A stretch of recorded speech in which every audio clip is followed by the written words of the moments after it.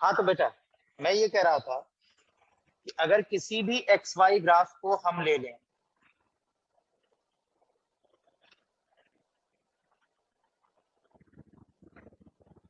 और ग्राफ ऐसा हो, अब एक्स एक्सेस या वाई एक्सेस में से किसी एक के साथ एंगल एज्यूम कर लो थीटा, जैसे मैंने एक्स के साथ थीटा एज्यूम किया। तो अब आपको सभी को पता है कि इस स्ट्रेट लाइन के लिए किसी भी पॉइंट पर एंगल अगर देखोगे एक्स एक्सेस के साथ, तो इस स्ट्रेट लाइन का एंगल सेम होगा, थीटा ही होगा हर पॉइंट पर। 30 डिग्री है तो 30 डिग्री होगा हर पॉइंट पर with respect to X axis. और अब अगर यहां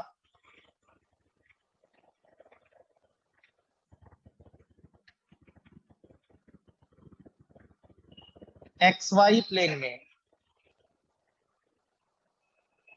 इस ग्राफ का स्लोप फाइंड करना है, तो स्लोप डिपेंड करता है परपेंडिकुलर और बेस पर। ये है परपेंडिकुलर और ये है बेस। तो मेरे कहने पर, क्योंकि हम लोगों ने ग्राफ पढ़ते समय जिन पॉइंट्स का रेफरेंस लिया था, उन सभी पॉइंट्स से वो पॉइंट्स जिन एक्सिस पर थे उन एक्सिस का परपेंडिकुलर ड्रॉ किया था। अगर कोई वाई एक्सिस पर है तो वाई का परपेंडिकुलर ड्रॉ किया था, अगर कोई पॉइंट एक्स एक्सिस पर है तो एक्स एक्सिस का परपेंडिकुलर ड्रॉ किया था। और तब हमें ये ग्राफ मिला था, जो ग्राफ हमने यहां डायरेक्ट बना दिया। तो अगर मुझे कुछ भी कैलकुलेट करना है तो हो सकता है रास्ता परपेंडिकुलर ड्रॉ करके ही मिल जाए। तो परपेंडिकुलर ड्रॉ कर दो एक्स एक्सिस पर और वाई एक्सिस पर। तो आपको इस पॉइंट के लिए एक्स एक्सिस पर कितना कोफिशिएंट है ये मिल जाएगा, दैट इज dx। और वाई एक्सिस पर कितना है वो मिल जाएगा, दैट इज dy। और ये दोनों एक दूसरे के पैरेलल हैं, तो इसे भी हम dy कह सकते हैं। यानी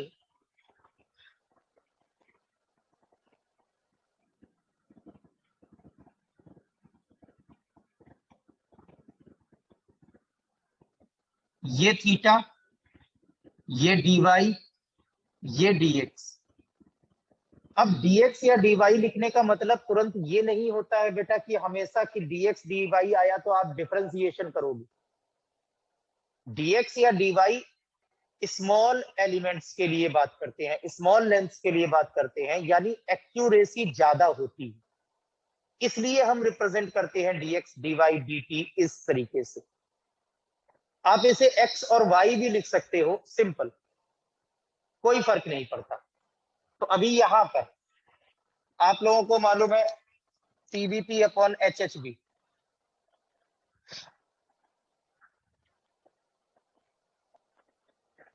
यानी साइन थीटा के लिए perpendicular upon hypotenuse, cos theta के लिए base upon hypotenuse, tan theta के लिए परपेंडिकुलर अपॉन बेस। तो हियर परपेंडिकुलर और बेस पर डिपेंड करता है स्लोप भी, यानी slope of line, slope of graph, यानी tan theta, that is dy upon dx।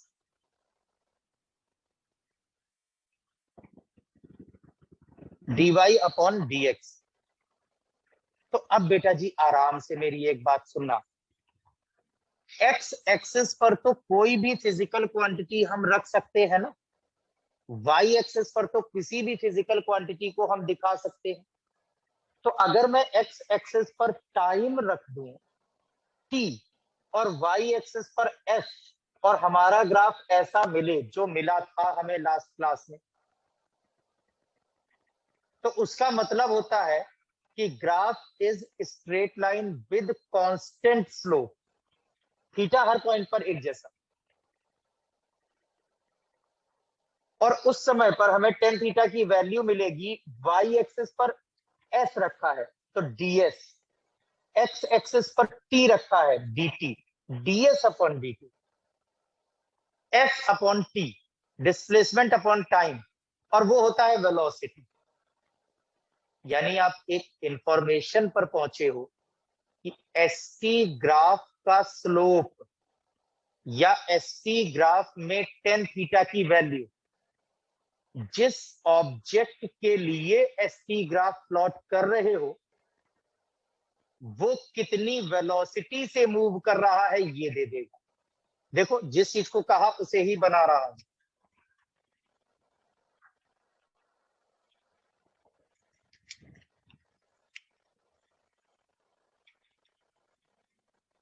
ST graph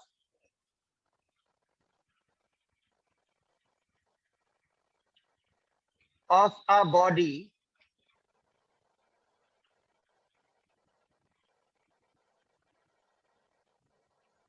moving with uniform velocity। तो बेटा वो पहली या दूसरी बार ही इस तरह से बार बार लिखना पड़ता है कि constant slope constant slope constant slope. अब तो तुम्हें मालूम है। पहली चीज एसटी ग्राफ यूनिफॉर्म मोशन के लिए या यूनिफॉर्म वेलोसिटी के लिए।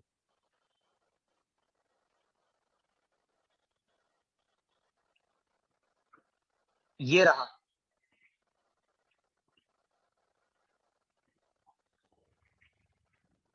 और अब क्योंकि ये straight line with constant slope है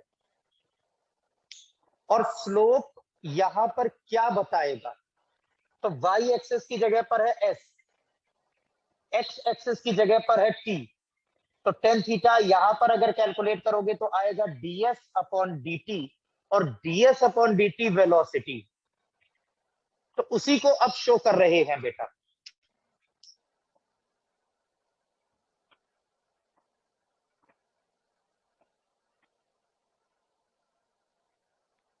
मीटर सेकेंड्स ग्राफ ये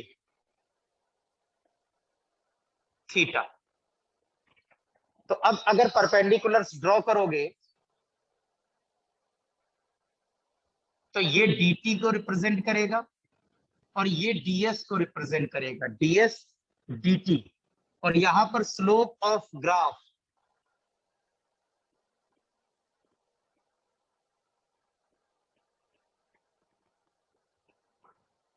ग्राफ कौन सा है, एसटी ग्राफ। तो स्लोप ऑफ ग्राफ यानी tan theta ds upon dt और ds अपॉन dt होता है वेलोसिटी। यानी अब एक इंफॉर्मेशन है आपके पास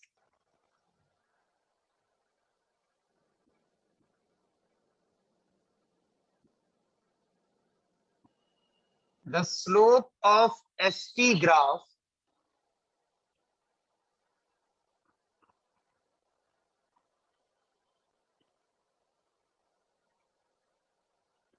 gives the velocity of body।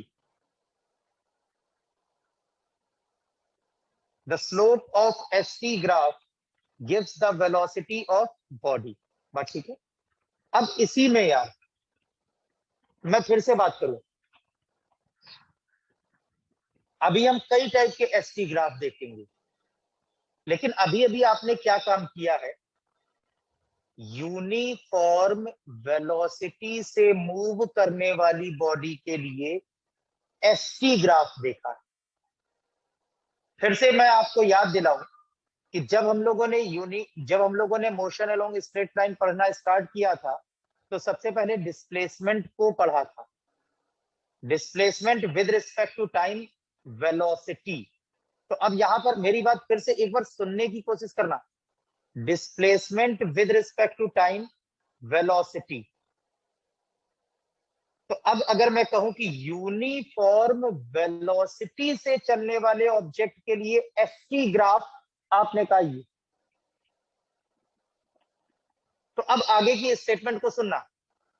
फिर आपने पढ़ा वेलोसिटी और वेलोसिटी के बाद पढ़ा एक्सेलरेशन। तो अब अगर मैं आपसे कहूं कि यूनिफॉर्म एक्सेलरेशन से मूव करने वाली बॉडी के लिए वीटी ग्राफ बनाओ, यूनिफॉर्म वेलोसिटी वाले के लिए ये एसटी ग्राफ। और मैं चाहता हूं कि आप यूनिफॉर्म एक्सेलरेशन से मूव करने वाली बॉडी के लिए वीटी ग्राफ प्लॉट करो, बिल्कुल सेम डिक्टो यही बनेगा। एसटी की जगह वीटी ग्राफ अगर ऐसा हो विद कांस्टेंट स्लोप, तो हम क्या प्रेडिक्ट करेंगे कि body is moving with uniform acceleration. बना देता हूं फिर देखेगा।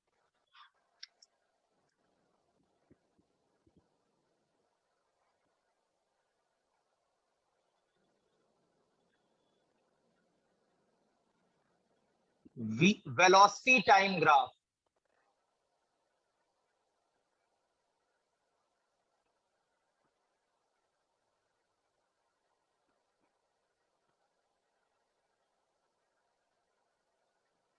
VT graph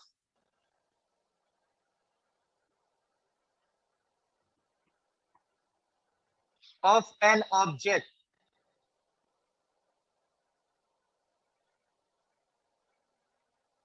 moving with uniform acceleration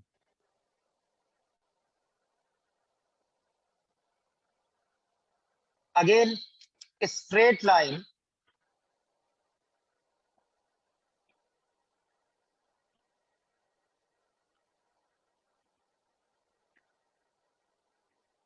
with constant slope,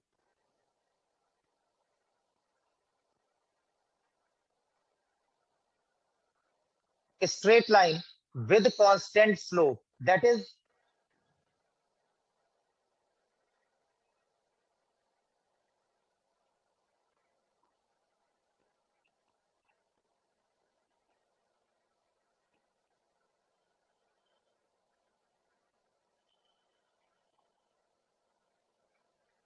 यहां पर tan थीटा या स्लोप ऑफ ग्राफ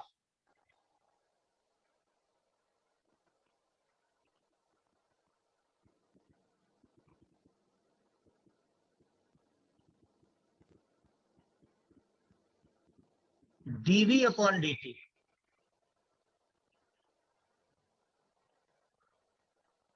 भाई y एक्सिस पर इस बार v है और x एक्सिस पर t है, तो dv अपॉन dt, जब s था तो ds अपॉन dt, और dv upon dt acceleration, that is acceleration.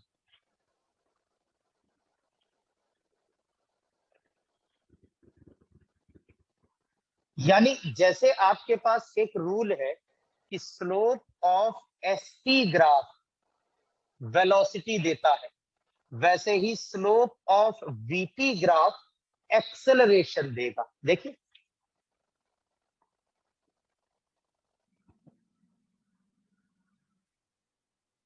Slope of V T graph, तो slope of ST graph velocity, slope of V T graph acceleration, और यही tan थीटा की वैल्यू है।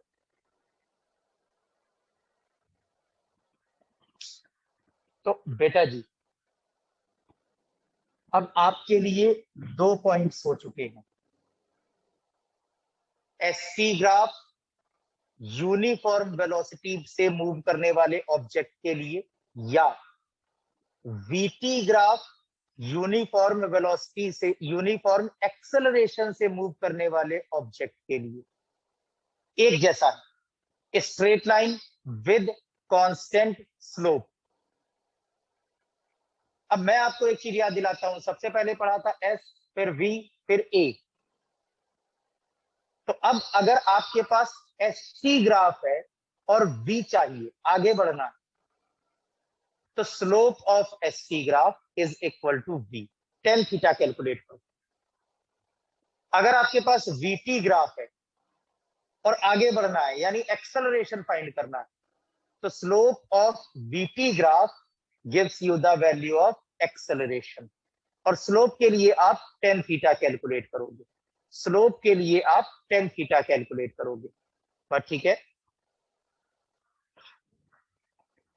अब बेटा जी इसे एक बार अभी रिवाइज करो,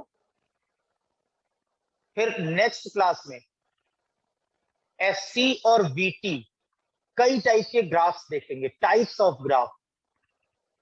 ये अकेला ऐसे ही नहीं होता है कि स्ट्रेट लाइन बस यही बना होगा।